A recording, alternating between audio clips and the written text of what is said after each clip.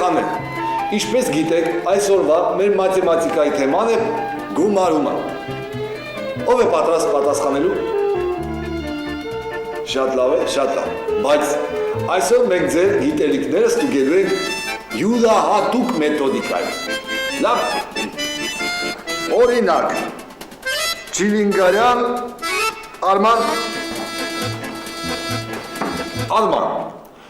ինչ է աշխատում քո հայրիկը։ Ծրագրավորող։ Ինչքան աշխատավարձ է ստանում նա։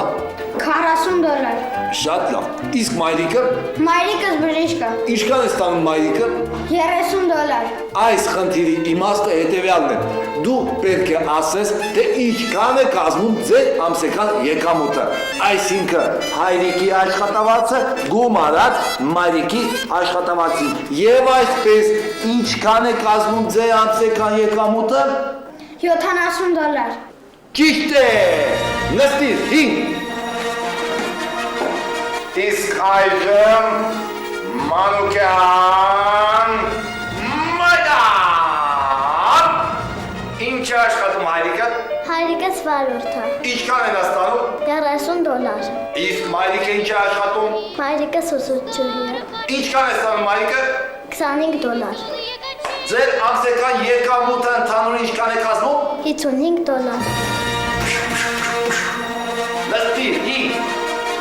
Իսկ այժմ տիկնայքը պարոնայք Սուրեն։ Ինչ է աշխատում հայրիկը։ Բանկի կառավարիչ։ Ինչքան են ստանում։ $10,000։ Իսկ մայրիկը։ ԶԱԳՍ-ի վարիչ։